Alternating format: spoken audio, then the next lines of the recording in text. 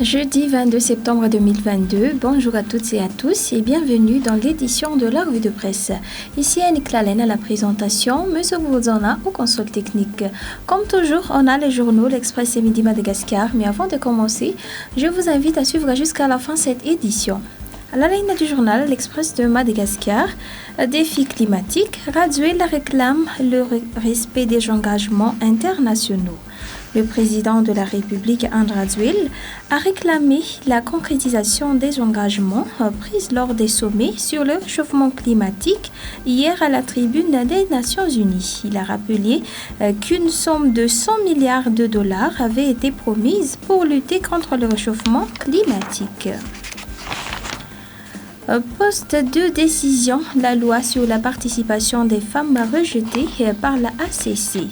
La ACC déclare non conforme à la Constitution la loi sur la participation des femmes au poste de décision. Un texte initié par Christine Arzalamassou est adopté par le Parlement durant la dernière session ordinaire.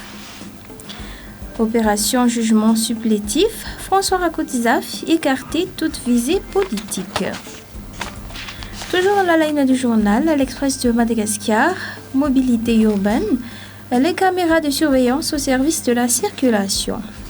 Un projet d'amélioration de la gestion de la circulation est envisagé via un logiciel qui exploite des données numériques et visuelles fournies par les caméras de surveillance selon l'article du journal L'Express. Dans l'actualité économique, Johan Place, le plus beau reste à venir pour le tourisme.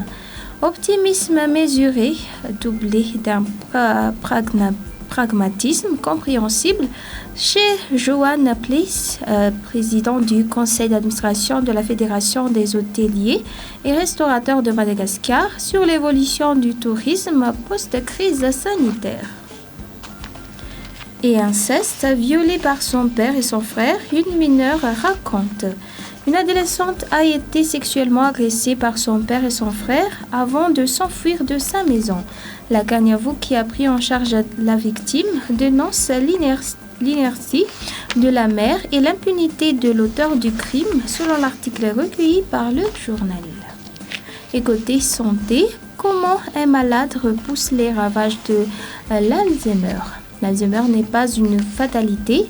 Jean-Paul Djiambelm, qui présenterait des symptômes de la maladie, mène une vie paisible.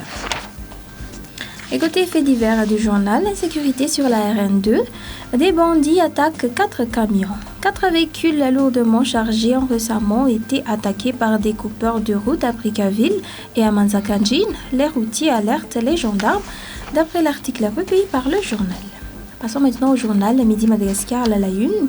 Christophe Bouchard, on ne peut pas être neutre entre celui qui est bombardé et celui qui bombarde.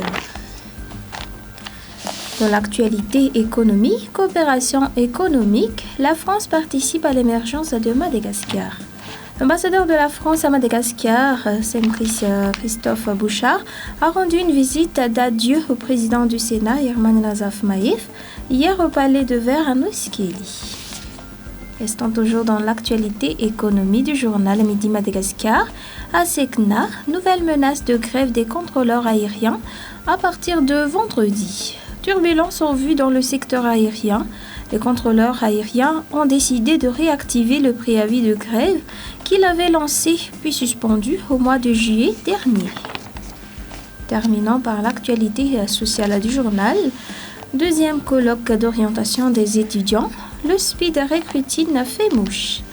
Dans un contexte de difficultés économiques et de chômage qui frappe les jeunes, toutes les pistes sont bonnes à explorer pour affronter l'après-bac et le marché de l'emploi, d'après l'article du journal. Et côté réhabilitation des digues d'Iqube, les travaux avancent à grands pas. Les travaux portant sur le premier tranchant de la digue sont en passe d'être réalisés. Ces travaux de confortement des berges de l'Iqube et de la Sissonne, communément appelés la digue par l'État nanariviens, font partie des axes d'intervention majeurs du projet de développement urbain intégré et de résilience, financé par l'État malgache et la Banque mondiale, selon l'article recueilli par le journal Midi Madagascar. Et voilà, c'est la fin de cette édition. Merci d'avoir suivi. Bonne journée à tous.